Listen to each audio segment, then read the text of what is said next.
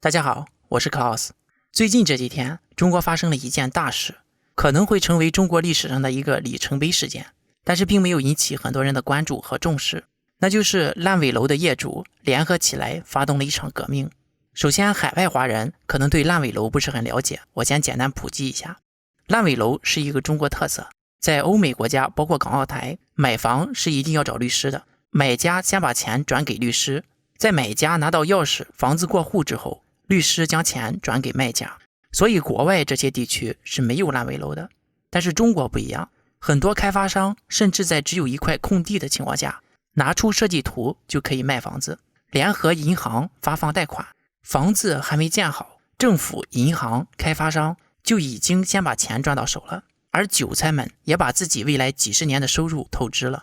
如果房子最终没有建好，也就是烂尾了，但是房贷还是要继续还。上个月底，在江西景德镇市的一个楼盘项目，由于烂尾，900多户业主联合起来给市政府、城乡建设局、银监会和各贷款银行发出了正式通告。如果在规定时间内烂尾楼没有全面复工，他们将会强制停止偿还房贷，你烂我也烂。他们把这称为强制停贷。重点是在最后一段，强制停贷造成的损失由所有违规放贷的银行、资金监管不力的政府相关单位、转移资产的恒大江西分公司、龙庭项目组等相关利益方承担。任何单位及个人均不得再次损害强制停贷业主的任何利益。若再次对龙庭业主强制停贷行为进行违法处罚，因此引起的连锁反应或者其他恶果，亦由上述等单位共同承担。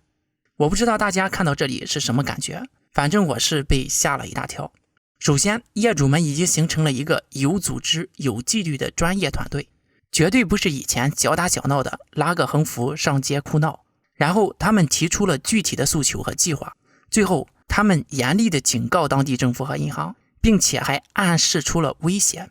我觉得这个简直就是在造反啊，不亚于武昌起义的第一枪。当时武昌起义的时候，大清已经摇摇欲坠，现在的中国还是相对很稳定的。通告里面说的连锁反应或其他恶果，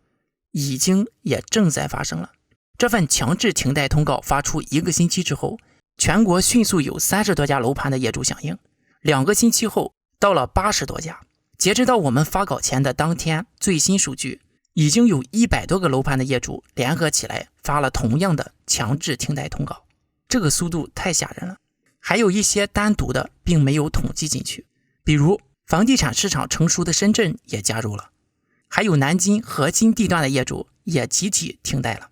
不仅提出了更多的要求，而且还把时间提早到了下个月，马上就不还贷款了。仔细观察的话，毫无例外，这些强制停贷的通告全部都是一个版本，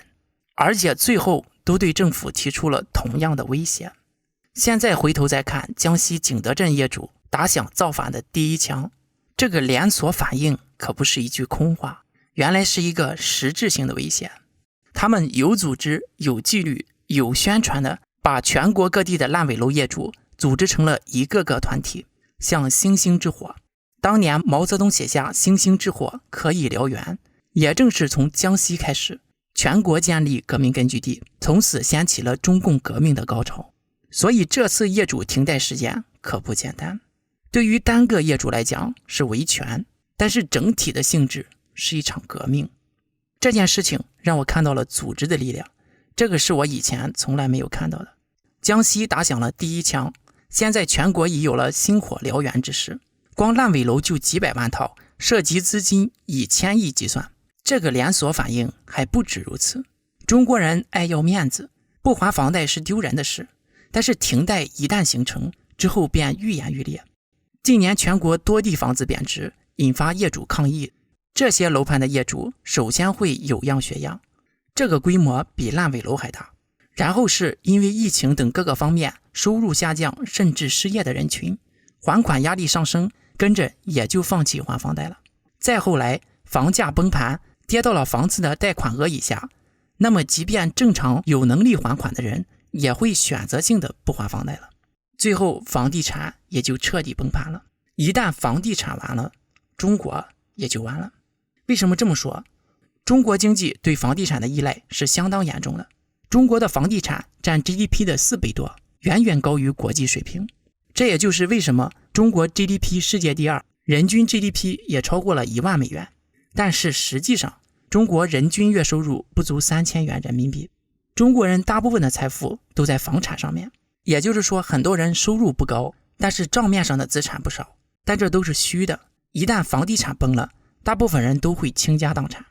这不只是会影响个人，首先整个银行体系先跟着崩溃。中国银行的钱大部分都在房地产里面，而且只要业主不打算还房贷了，那么还会把各种信用全部套现。另外，房地产行业牵连甚广，有很多上下游产业，甚至跟房地产不相关的行业同样会受到冲击。中国的房地产是牵一发动全身的，比如格力电器、美的集团、顺丰快递，甚至各大航空公司、服务行业等都有投资房地产。人民币贬值速度快，中国又有严格的外汇管制，不管是个人还是企业，赚到了钱都会把钱投到房地产里。房地产危机会引来经济危机，而且这个经济危机会比之前的美国还有日本的更为严重。一方面中国的泡沫更大，另一方面现在世界经济政治的大环境更差，而经济危机的影响对中国更为严重。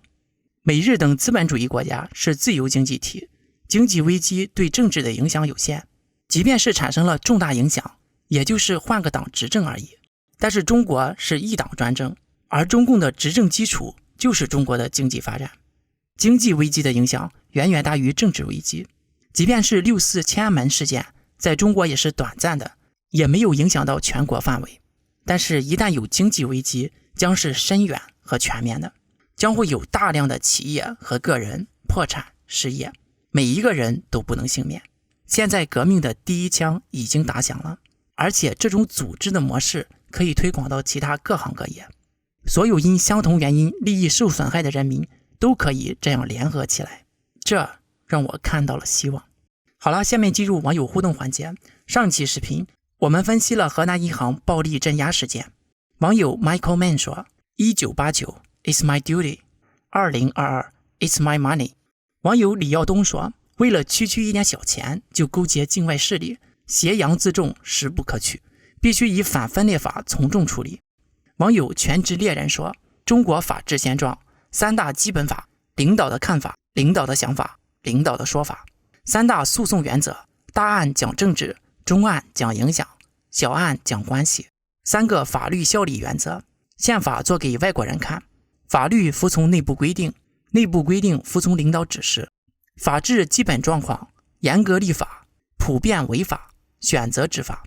网友燕子 only 说，这个国家最让人心痛的不是政府官员的肆意妄为，而是占据主要力量的普通人，个个都告诉你这个国家就是这样，你改变不了，习惯了就行。他们可能是你的同学、同事、朋友、亲人、爱人，只要自己不被伤害，他们可以容忍任何人被伤害。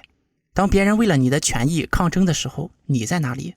现在铁拳打到了他身上，知道痛了，然而事情一解决，又是个忠君爱国的好奴才。所以说永远不要怜悯那些底层的狗，死不足惜。好了，本次节目就到这里，感谢大家点赞、订阅、留言和分享。我是 Klaus， 我们下次再见。